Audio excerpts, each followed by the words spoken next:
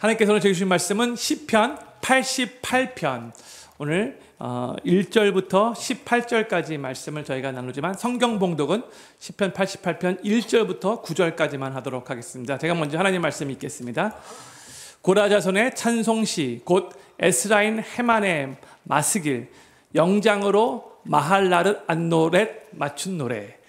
여호와 내 구원의 하나님이여 내가 주야로 주의 앞에 부르짖었사오니 나의 기도로 주의 앞에 달하게 하시며 주의 귀를 나의 부르짖음에 기울이소서. 대저 나의 영혼에 곤란이 가득하며 나의 생명은 음부에 가까웠사오니 나는 무덤에 내려가는 자와 함께 인정되고 힘이 없는 사람과 같으며 사망자 중에 던지운 바 되었으며 살육을 당하여 무덤에 누운 자 같으니이다.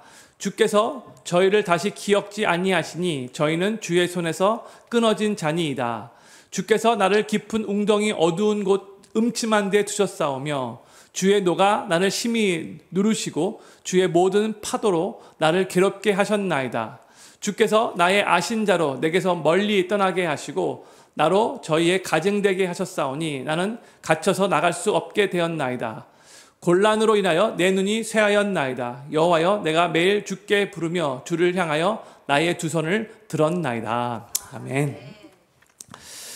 오늘 저희가 나누는 시편 88편의 표제어는 아주 깁니다.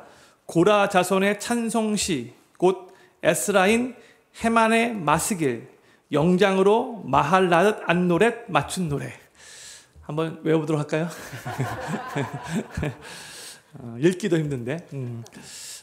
시편의 고라 자손의 시가 표제어로 붙어있는 모두 11개라고 말씀드렸죠. 그리고 오늘 저희가 나누는 시편 88편이 그 마지막입니다.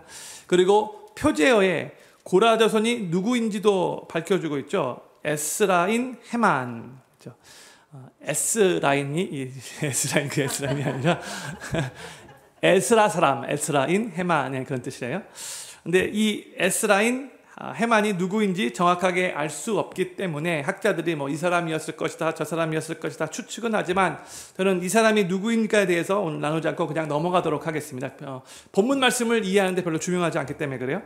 그리고 마스기의 일은 교훈시라고 말씀드렸죠. 그리고 이 시편의 곡조가 마할랏 르안노스에 맞춘 노래라고 되어 있는데 이게 뭘 의미하냐면 고통스러운 질병의 노래라는 뜻이에요. 그래서 이 시편은 곡조가 굉장히 무겁고 아주 슬픈 그런 곡조라고 생각하시면 되겠습니다. 그리고 시편 88편은 탄원시로 분류가 됩니다. 저희가 그동안 탄원시를 여러 개 나누었잖아요.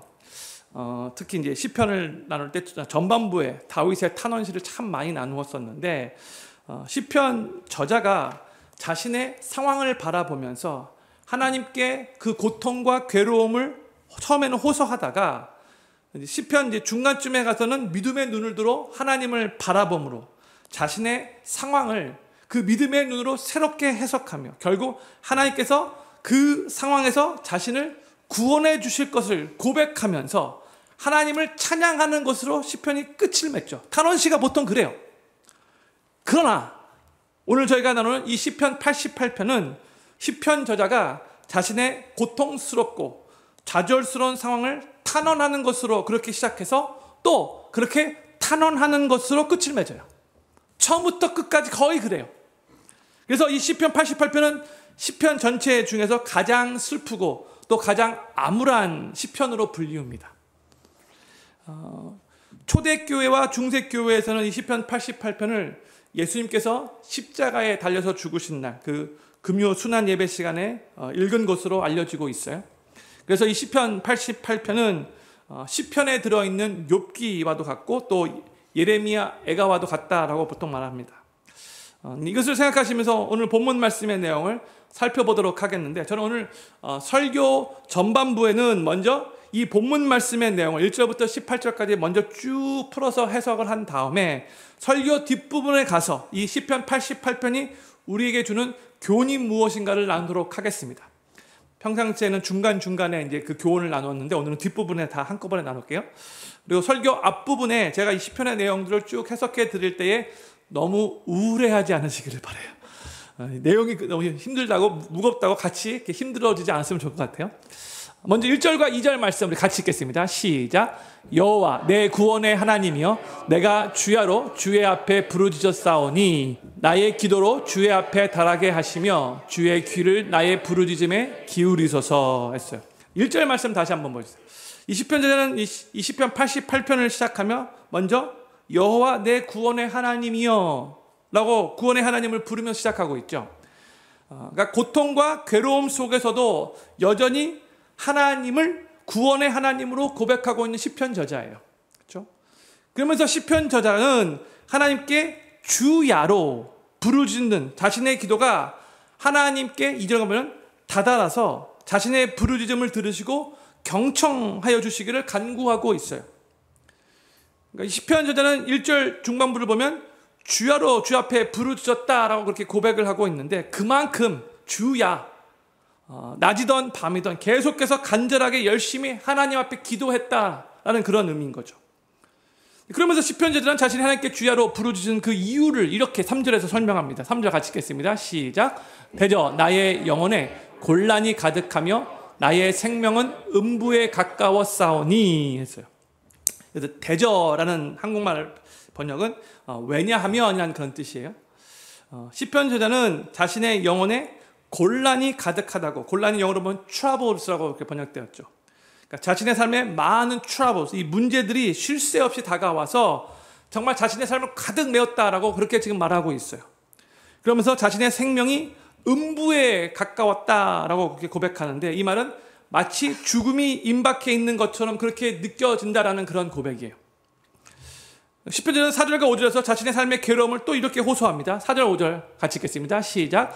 나는 무덤에 내려가는 자와 함께 인정되고 힘이 없는 사람과 같으며 사망자 중에 던지운 바 되었으며 살육을 당하여 무덤에 누운 자 같으니이다. 주께서 저희를 다시 기억지 아니하시니 저희는 주의 손에서 끊어진 자니이다. 이렇게 말하고 있어요.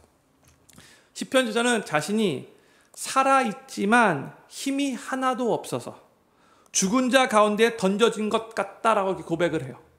그러니까 자신이 죽어서 무덤에 그렇게 던져진 사람과 다를 바 없다라고 지금 말하고 있는 거예요. 그 정도로 힘들다는 거예요. 그러니까 사는 있는데 사는 게 사는 것 같지 않고 살아있으나 죽은 사람과 다를 바 없다라고 이렇게 고백하고 있어요. 너무나 힘든 상황이라는 거예요. 특히 육신적인 고통이 그의 삶을 짓누르고 있다는 그런 의미예요. 그러면서 이제 5절 보세요. 5절 보면은 자기 자신을 주께서 기억하지 아니하시고 주의 손에서 끊어진 자와 같이 느끼고 있죠. 하나님께서 자기 자신을 그렇게 무시하고 있는 것 같이 느껴지고 있는 거예요. 6절과 7절에서는 더 비관적으로 이렇게 표현하면서 말합니다. 6절, 7절 같이 읽겠습니다. 시작. 주께서 나를 깊은 웅덩이 어두운 곳 음침한 데에 두셨사오며 주의 노가 나를 심히 누르시고 주의 모든 파도로 나를 괴롭게 하셨나이다. 6절 다시 펼쳤어요. 6절 보면은 주어가 주께서, 영어로 하면 이제 you, 하나님 당신이 이렇게 말하고 있는 건데 주님이에요. 주어가. 그러니까 주님께서 자신을 깊은 웅덩이와 음침한 곳에 두셨다라고 말하고 있어요. 또 7절 가서 주님의 노가 시편 여자 자신을 짓누르고 주님의 파도가 또 자신을 괴롭게 하셨다라고 또 고백을 하고 있어요. 그러니까 지금 하나님이 주어가 되어 이 모든 것을 지금 주관하고 있다는 식으로 말을 하고 있는 거죠. 하나님 말씀에 순종해서 니느웨로 가야 했던 요나가 다시스로 스페인으로 가는 배를 타고 갔다가 큰 광풍을 만나 결국 바다에 던져졌을 때 이제 구원을 받고 그리고 이제 큰 물고기 뱃속에서 요나가 이런 고백을 하죠. 요나서 2장 3절 말씀 같이 읽겠습니다. 시작. 주께서 나를 깊은 속 바닷 가운데 던지셨으므로 큰 물이 나를 둘렀고 주의 파도와 큰 물결이 다 내 위에 넘쳤나이다 했어요. 여기서도 주어는 주님이에요. 그리고 파도도 주의 파도. 그렇죠? 그렇게 말하고 있죠. All your waves and your billows. 그렇게 말하고 있어요. 큰 물결도 다 주님의 큰 물결이다라고 이렇게 고백을 하고 있어요. 그러니까 뭘 의미하는 거예요? 지금 하나님께서 모든 것의 주관자가 되셔서 이 파도도 또한 큰 물결도 다 하나님께서 일으키셨고 하나님께서 그렇게 자기를 꽉 메었다라고 그렇게 지금 고백을 하고 있는 거죠. 오늘 본문 말씀에서도 시편 88편에서 시편 저자가 자신의 삶에 경험하고 있는 그 고난도 하나님께서 그렇게 개입하시고 하나님께서 허락하신 것이고 하나님께서 자신의 삶의 그 고난마저도 주관하시는 주권자가 되신다는 것을 고백하고 있는 거예요. 성도님들, 우리 삶에 힘든 고난이 닥칠 때에 그 고난의 주권자가 결국 하나님이시라는 것을 믿고 고백하는 것이 중요해요. 이것을 정말로 믿는다면 그 고난도 결국 하나님의 주권하에 하나님의 방법으로 하나님께서 해결해 주실 거란 그 믿음 또한 가질 수 있게 되는 거죠. 하나님이 이것을 허락하셨기에 결국 하나님이 이것 또한 해결해 주실 것이다. 이런 믿음이 생기는 거예요. 시편 저자의 호소는 계속해서 이제 이어진다. 8절과 9절 또 같이 읽겠습니다. 시작. 주께서 나의 아는 자로 내게서 멀리 떠나게 하시고 나로 저에게 가증되게 하셨사오니 나는 갇혀서 나갈 수 없게 되었나이다. 곤란으로 인하여 내 눈이 쇠하였나이다. 여호와여, 내가 매일 주께 부르며 주를 향하여 나의 두 손을 들었나이다. 그래서 8절 다시 비춰주세요. 시편자는 이제 하나님께서 자신을 아는 친한 사람들도 멀리 떠나게 했다라고 말하고 있어요. 또한 그들에게 자신이 가증스러운 존재가 되도록 하게 하셨다라고 이렇게 말을 하고 있어요. 그러니까 하나님 주변에 있는 사람들까지도 하나님이 다 쳐내셨다고 하는 식으로 이렇게 고백을 하고 있는 거죠. 게다가 이제 9절에서는 자신의 눈도 잘 보이지 않는다. 내 눈이 쇠하여졌다라고 고백하고 있어요. 이 눈은 생기와 활력의 상징이에요. 근데 눈이 쇠하여져서 자기의 기력도 다 쇠하여졌다라고 고백을 하고 있어요. 그러면서 이 9절 후반부에서 시편 저자는 다시 하나님께 부르짖으며 두 손을 들었습니다라고 고백을 하고 있어요. 그러니까 두 손을 들었다라는 말은 자신의 연약함을 겸손하게 인정하면서 하나님께 온전히 항복하고 하나님께 다 맡긴다라는 그런 의미인 거죠. 그 괴로운 고난, 고통을 허락하신 하나님께 간절히 부르짖으며 두 손을 드는 것이 그 괴로운 상황을, 그 고난을 끝내고 해결할 수 있는 유일한 길임을 이 시편 저자가 알았기 때문인 거예요. 주님을 부르며 주님을 향해 두 손을 들고 있는 거예요. Total surrender 하고 있는 거예요. 주님, 나의 힘으로는 할 수 없으니 주님께서 해결해 주십시오. 이런 의미인 거죠. 다른 탄원시들은 이제 이쯤 오면, 한 9절쯤 오면 분위기가 바뀌기 시작하고 반전이 일어나기 시작하는데, 하나님, 제가 이제부터 하나님만 바라보겠습니다. 하나님만이 내 삶의 소망 되십니다. 하나님이 나의 구원 되십니다. 이렇게 나아가는데, 그런데 오늘 본문 말씀은 이후에도 계속해서 고통을 토로합니다. 10절부터 12절까지 말씀 제가 천천히 읽게요. 주께서 사망한 자에게 기사를 보이시겠나이까? 유혼이 일어나 주를 찬송하리이까? 주의 인자하심을 무덤에서, 주의 성실하심을 멸망 중에서 선포할 수 있으리이까? 흑암 중에서 주의 기사와 이짐의 땅에서 주의 의를 알 수 있으리이까? 이렇게 말했어요. 시편 저자는 이 10절부터 12절에서 5가지 질문을 연이어서 그렇게 하고 있어요. 주님께서 죽은 사람에게 기적을 베푸시겠습니까? 죽은 자들의 혼이 일어나서 주님을 찬양할 수 있겠습니까? 무덤에서 주님의 사랑을, 죽은 사람들 사이에서 주님의 성실하심을 선포할 수 있겠습니까? 흑암 중에서 주님의 기적을 알 수 있겠습니까? 이 이짐의 땅, 이 망각의 땅에서 주님의 공의로움을 알 수 있겠습니까? 5가지 질문을 연이어서 하고 있는데, 이것을 통해서 시편 저자가 뭘 말하려고 하는 것인가? 하나님, 내 생명이 이대로 다 끝나면 모든 것이 아무 의미가 없지 않습니까?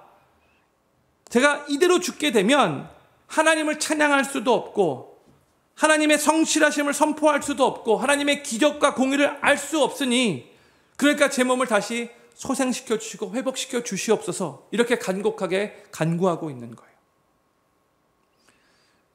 시편 저자는 13절과 14절에서 다시 하나님께 부르짖고 있다는 걸 고백을 해요. 13절 14절, 여호와여, 오직 주께 내가 부르짖었사오니 아침에 나의 기도가 주의 앞에 달하리이다.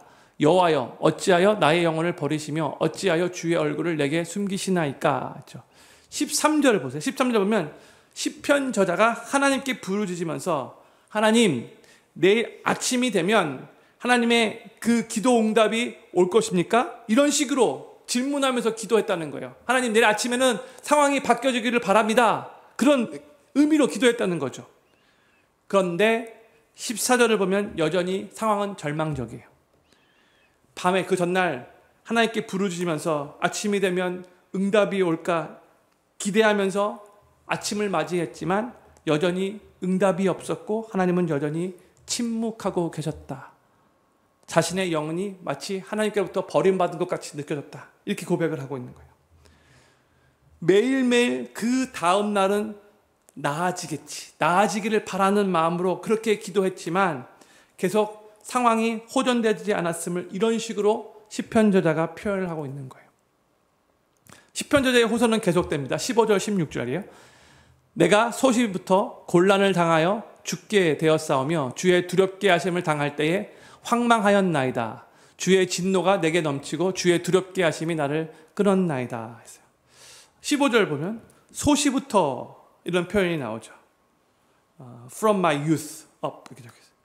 그러니까 시편 저자가 겪고 있는 고난이 갑자기 생긴 것이 아니라 이 청년 때부터, 이 어릴 때부터 있었던 오래된 고난이라고 고백을 하고 있는 거예요. 그래서 많은 학자들이 이렇게 말하는 것이 아마 건강 문제 때문에 그런 것이다라고 이렇게 많이 추정을 해요. 성경에서는 태어날 때부터 앞을 볼 수 없는 장님이 나오죠. 또 태어날 때부터 걸을 수 없었던 사람도 나오고, 또 12년 동안 혈루증을 앓은 여인도 나오고, 18년 동안 사탄에게 매여 장애를 앓고 있었던 여인도 나오고, 또 38년 동안 병을 앓았던 베데스다 연못에 또 병자도 나오죠. 오늘 시편 저자는 무슨 일이었는지 정확하게 알 수 없지만 어릴 때부터 고통 가운데 살아왔다는 것을 우리가 알 수 있어요. 그래서 전체적으로 볼 때 참 건강하지 못해서 오는 그 괴로움이 그를 계속해서 짓눌렀을 것이다. 이렇게 추정을 하는 거예요. 그것이 얼마나 심하였던지 16절에서는 마치 하나님께서 자신에게 진노를 퍼붓는 것 같이 느껴지고 하나님께서 두렵게 하심이 자신을 끊어버린 것 같이 느껴졌다라고 고백을 하고 있어요. 그러니까 시편 저자는 자신이 고난을 겪고 두려움 가운데 살았던 것이 이것이 그냥 잠시 그랬던 것이 아니라 늘 그런 삶을 계속해서 살아왔다라고 고백을 하고 있는 거예요. 이걸 그냥 쉽게 이해하기 위해서 어떤 병으로 예를 들어서 말씀드리자면 어떤 일이 고민이 되어서 하루 이틀 정도 잠을 잘 못 이루는 그런 정도가 아니라 정말 학생 때부터 만성 불면증에 시달리면서 계속해서 피곤을 느끼며 계속 불안과 초조함 속에서 살아왔다. 이런 식으로 이해할 수 있는 거죠. 그렇게 오랫동안 고통 가운데 살아왔는데 이제 이 시편 저자는 이렇게 또 고백을 하면서 시편 88편을 마무리합니다. 17절과 18절 말씀. 우리 요 17절 18절은 같이 읽겠습니다. 시작. 이런 일이 물같이 종일 나를 애우며 함께 나를 둘렀나이다. 주께서 나의 사랑하는 자와 친구를 내게서 멀리 떠나게 하시며 나의 아는 자를 흑암에 두셨나이다. 17절에서 시편 저자는 자신을 괴롭게 하는 일들이 물같이 종일 에워싸고 자신을 둘렀다라고 말하고 있죠. 물이 물속에 빠져보면 정말 두렵잖아요. 그런 식의 심정으로 고백을 한 거예요. 또 18절에서는 주님께서 사랑하는 사람과 친구들을 자신으로부터 멀리 떠나게 하셨다. 그리고 흑암만이 자신의 친구가 되었다라고 깊은 한숨을 쉬면서 시편 88편을 마무리합니다. 그러니까 자신을 도와주거나 자신과 교제를 나눌 사람은 주변에 아무도 없고 그냥 어둠만이, 삶의 어둠만이 덩굴이 남아있다는 식의 표현으로 이 시편을 마무리한 거예요. 끝까지 암울해요. 지금까지 시편을 88편 나누는데 이렇게 끝나는 것은 처음이죠. 다른 시편들은 아무리 큰 고통을 호소했을지라도 그래도 마지막은 좀 더 긍정적으로 어떤 대부분의 때는 하나님을 향한 찬양으로 끝이 나는데 오늘 이 시편 88편은 그렇지 않아요. 처음부터 끝까지 계속해서 자신의 그 힘든 상황을 토로하면서 끝을 내고 있어요. 그럼 이 시편 88편을 통해서 오늘 우리는 어떤 교훈을 받아야 하는가? 그동안 잘 따라오셨습니다. 이제부터는 조금 나아질 것 같아요. 크게 네 가지를 생각해 보고 싶어요.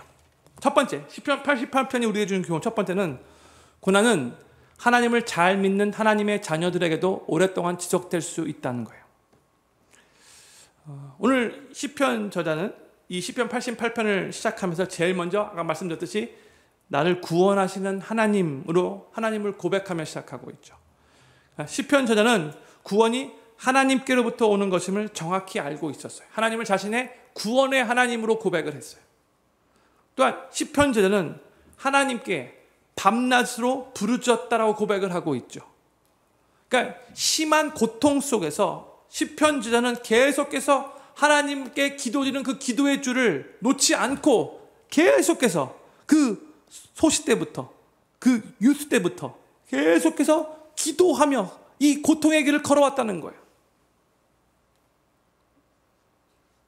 그럼에도 하나님 떠나지 않고 계속 하나님 붙잡으며 내일이면 좀 상황이 좀 나아질까? 내일이면 좀 고통이 사라질까?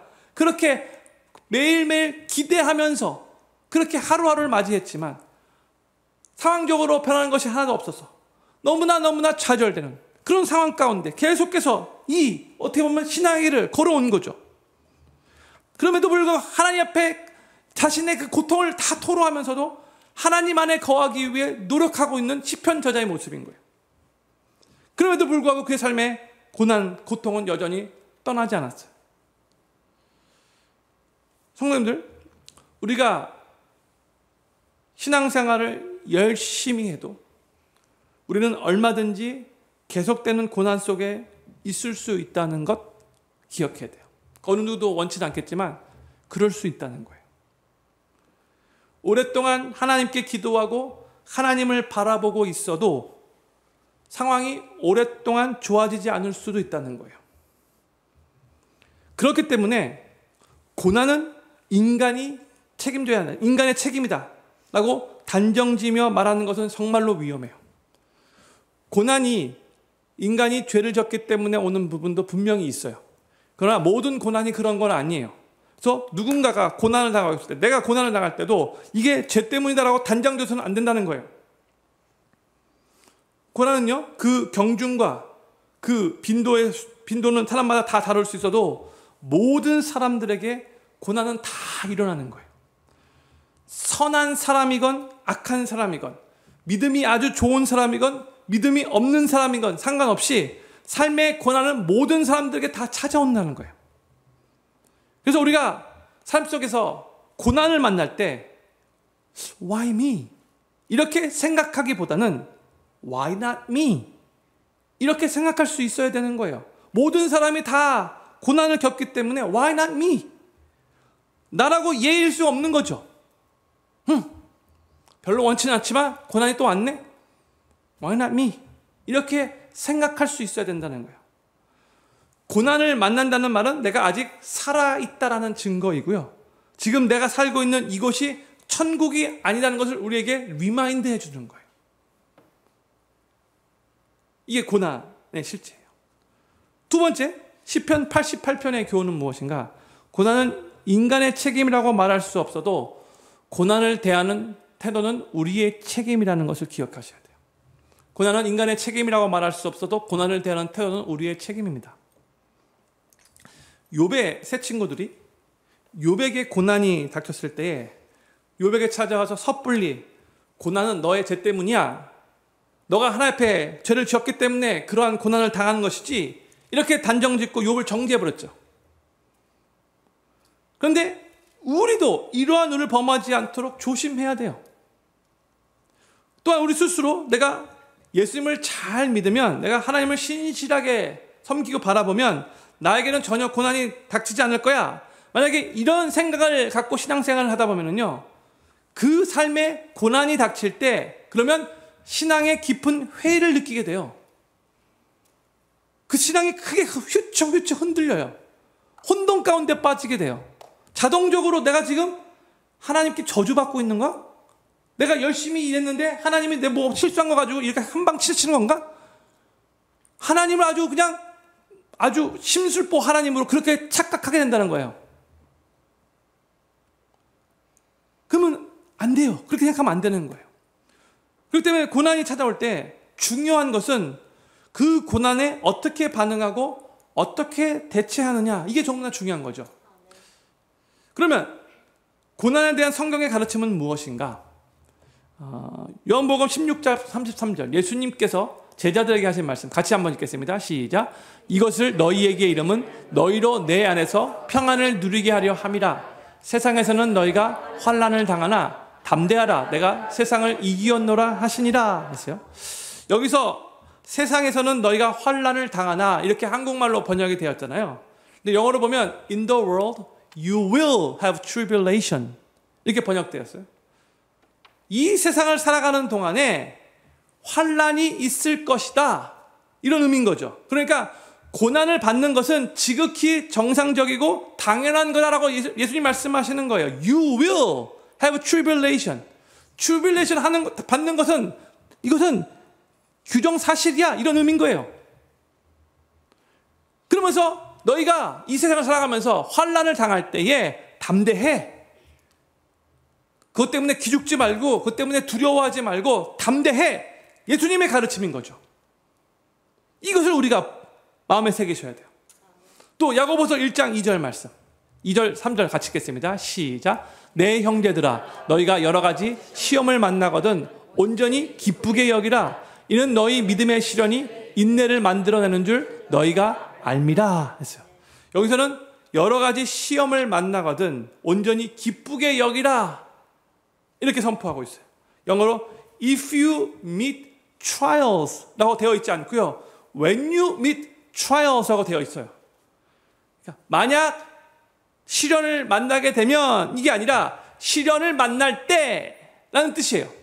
그러니까 삶의 시련을 만나는 것을 전제로 하고 이 말씀을 선포하고 있는 거예요.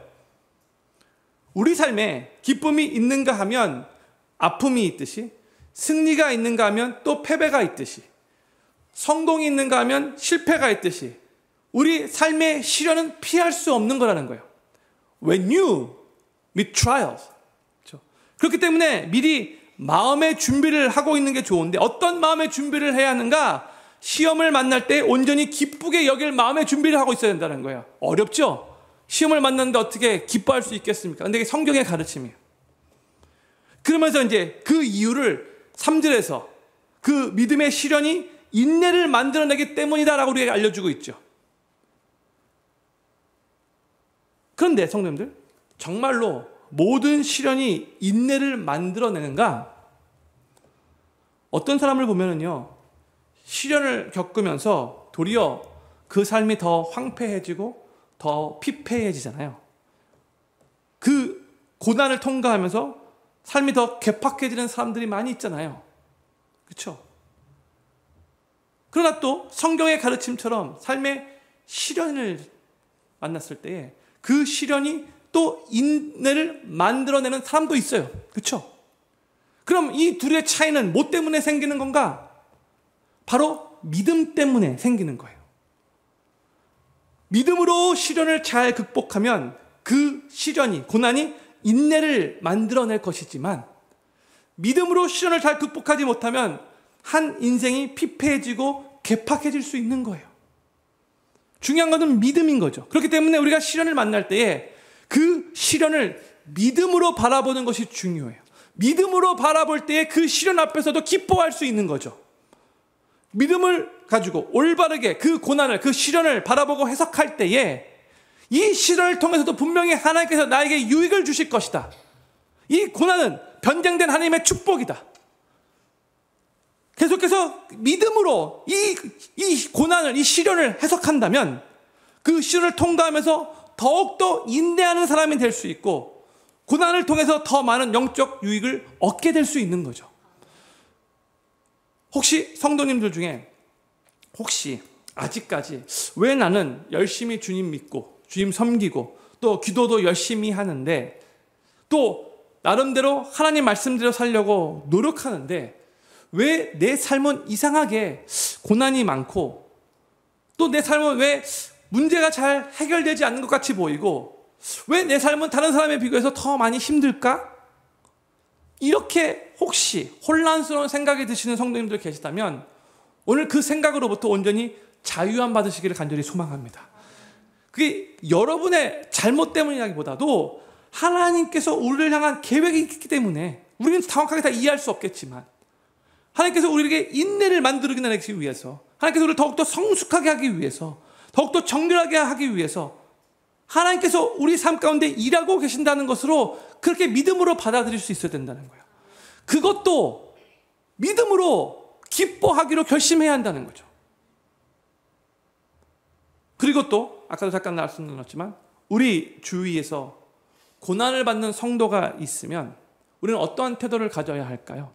많은 때에 상대방이 나를 향하여 그런 생각을 갖고 있으면 기분 나쁜데 나는 누군가가 고난을 당할 때 너무나도 쉽게 무슨 죄를 졌기 때문에 그런 걸까요?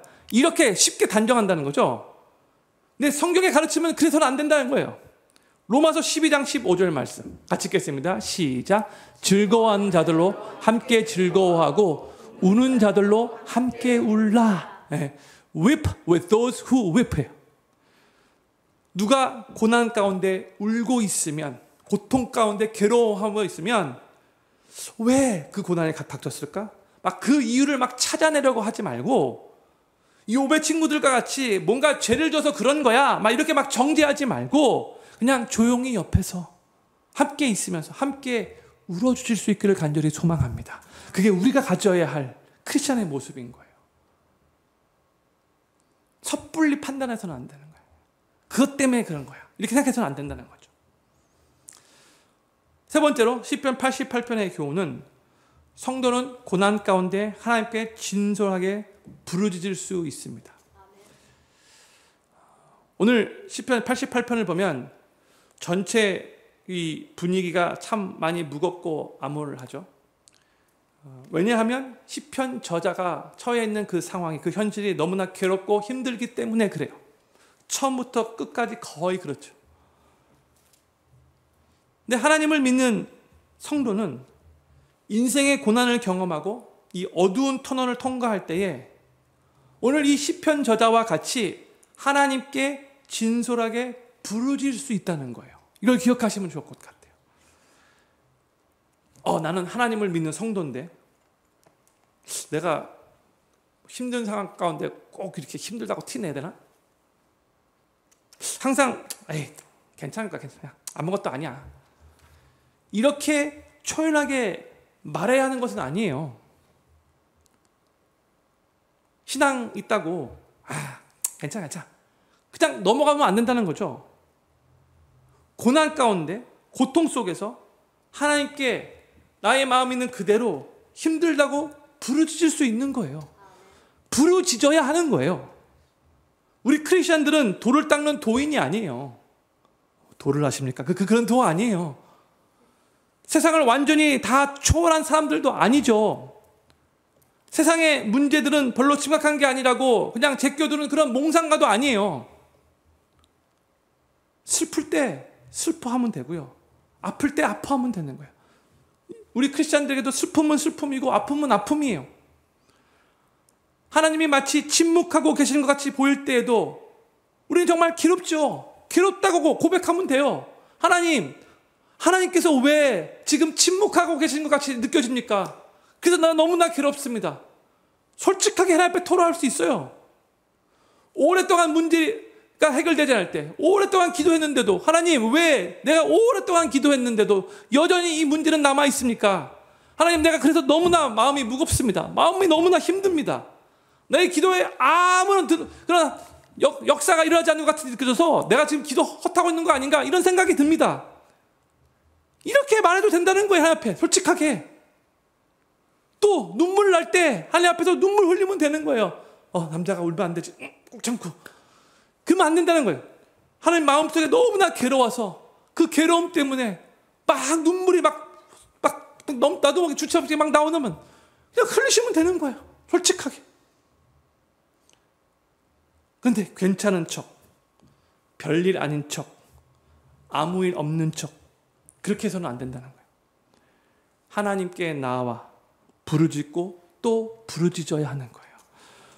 오늘 우리가 나눈 이 시편 88편을 기억하며 우리가 괴로움 가운데 울 수도 있다는 사실을 기억하고요. 또 죽을 것 같은 두려움도 있을 수 있다는 것. 연약한 인간이기 때문에 그런 감정이 생길 수 있는 것. 또 하염없이 눈물이 나며 슬플 수도 있다는 것. 하나님 앞에서 오늘 시편 저자와 같이 그 모든 감정을 다 쏟아내며 토로할 날이 있을 수 있다는 것. 그렇게 하나님 앞에 감정을 쏟으며 부르짖고 토로해야 할 때 해야 되는데 하나님께 부르짖지 않고 그 자신의 안에 있는 그 감정을 애써서 막 외면하면 그것은 절대로 건강한 신앙인의 모습이 아닌 거예요. 해결되지 않는 그 부정적인 감정이 우리 삶에 건강하지 못한 모습으로 다 드러나게 될 거예요. 내가 마음에 불안함이 있고 두려움이 있고 걱정이 있고 괴로움이 있으면 그것을 꾹 눌러서는 안 되고요. 그 모든 감정을 하나님 앞에 갖고 나와 하나님 나 너무 힘들어요. 하나님 나 너무나 괴로워요. 하나님 나 좀 도와주십시오. 솔직하게 진솔하게 하나님 앞에 울부짖을 수 있어야 된다는 거예요. 그리고 우리가 하나님 앞에 나와 부르짖을 때 하나님의 타이밍과 우리의 타이밍이 다를 수 있어도 결국 하나님은 우리를 도우시고 우리를 건지시고 우리를 인도하시고 그 고난을 통해서도 결국 모든 것을 합력하여 선을 이루시는 분이시라는 것을 믿음을 가지고 부르짖을 수 있어야 된다는 거예요. 우리 하나님은 사망의 음침한 골짜기를 지날 때에도 결국 우리를 건져내시는 분이십니다. 이런 고백이 있어야 된다는 거죠. 마지막 네 번째로 시편 88편에 주는 교훈은 힘들 때일수록 우리는 하나님과 더 가까워지기 위해 노력해야 돼요. 힘들 때일수록 더. 오늘 시편 88편을 보면 믿음의 고백도 별로 없는 것 같아 보이고 분위기가 상당히 무겁고 우울한데 그럼에도 불구하고 왜 하나님은 이 시편 88편을 성경 안에 포함시키게 하셨을까요? 왜 그러셨을까요? 왜냐하면 실제로 이러한 고난과 괴로움이 하나님을 믿는 성도들에게 있을 수 있기 때문이고요. 또한 하나님께서 그만큼 우리 인생을 잘 아시고 계시기 때문인 거고요. 그렇기 때문에 하나님이 우리로 하여금 우리의 괴로움을 가지고 그 누구보다도 하나님 앞에 더 가까이 나아가라고 알려주기 위함이라고 저는 생각을 해요. 이러한 시편마저도 처음부터 끝까지 어떻게 보면 정말 부정적인 그런 뉘앙스인데 그 어조가 너무나 다운되어 있는데 그럼에도 불구하고 이 시편을 성경에 포함시켜 놨어요. 하나님이 우리를 위해서. 우리의 삶이 항상 그럴 수는 없겠지만 그럴 때가 있기 때문에 그럴 수도 있기 때문에 우리가 그러한 힘든 경험을 하고 있을 때 이 시편 88편을 돌아보라고. 이것도 성경에 들어있다고. 근데 거기서 좌절하고만 끝나지 말라고. 힘든 상황 가운데 더욱더 하나님 바라보며 하나님께 가까이 나아가기 위해 최선을 다해 노력하라고 우리들에게 메시지를 던져주고 있는 거죠. 오늘 이 시편 저자를 통해서 우리가 꼭 봐야 할 것은 너무나 힘든 소시 때부터 유스 때부터 계속해서 저도 건강의 문제 때문에 계속해서 괴로웠다라고 저도 그렇게 생각하는데 나아지지 않는 그 건강 때문에 계속해서 힘들고 아파하고 속상해하고 어떻게 보면 정말 우울한데도 우리가 이 시편자의 그 상황 속에서 꼭 볼 수 있어야 하는 것은 변화되지 않는 바로 그 상황 속에서 그 괴로움 속에서도 계속해서 이 시편자들은 하나님 앞에 밤낮으로 앞에 나와 기도했다고 하나님 앞에 부르짖었다고 하나님을 간절히 찾았다고 이것을 볼 수 있었다는 거예요. 우리는 불완전한 이 세상을 살아가면서 정말로 이해할 수 없는 일들을 많이 경험해요. 우리는 이 땅에 사는 동안에 피할 수 없는 고난의 현실 속에서 때로는 하나님이 계속 침묵하신 것 같이 느껴지고 때로는 하나님이 우리를 구원해 주실 그런 마음이 없는 것 같이 느껴지고 때로는 끝이 보이지 않는 그 어둠 가운데 계속해서 처해 있는 것 같이 느껴지지만 그럴 때일수록 우리가 더욱더 하나님께 나아간다면 더욱더 우리의 모든 감정을 다 하나님 앞에 토로하며 하나님 앞에 계속해서 기도할 수 있다면 결국 우리의 삶이 더욱더 견고해지고 더욱더 성장하고 더욱더 성숙해지고 더욱더 정결해지고 더욱더 강해지는 것을 경험하시게 될 겁니다. 고난 그 자체는 우리를 정말로 괴롭게 만들지만 고난은 우리를 하나님과 더 가까워지게 하는 통로가 된 거예요. 저는 필근교회 모든 성도님들이 고난은 하나님을 잘 믿는 하나님의 자녀들에게도 오랫동안 지속될 수 있다는 것을 믿으시고 고난 앞에서 믿음으로 반응하시며 고난 받는 자들과 함께 우실 수 있기를 바라고 고난 가운데 그 힘든 감정을 숨기지 않고 진솔하게 하나님 앞에 나와 그 감정을 쏟아내며 부르짖으시고 더욱더 하나님과 가까워지는 그 시간을 가지실 수 있게 되기를 우리 구주 예수님의 이름으로 간절히 축원합니다. 기도 제목 4가지 읽고 기도하는 시간 갖도록 하겠습니다. 첫 번째 기도 제목입니다. 고난은 하나님을 잘 믿는 하나님의 자녀들에게도 오랫동안 지속될 수 있음을 믿고 고난이 닥칠 때 신앙의 회의를 느끼며 크게 흔들리며 혼돈 가운데 빠지지 않게 하소서. 두 번째, 누군가 고난 가운데 울고 있으면 그 고난의 이유를 찾아내려고 하지 말고 또 그가 죄를 지어서 고난을 받는다고 단정짓지도 말고 도리어 조용히 옆에서 함께 울게 하소서. 세 번째, 고난 가운데 괴롭고 슬픈 감정이 있다면 외면하며 숨기려고 하지 않고 도리어 하나님께 진솔되게 부르짖으며 그 감정을 토로하게 하소서.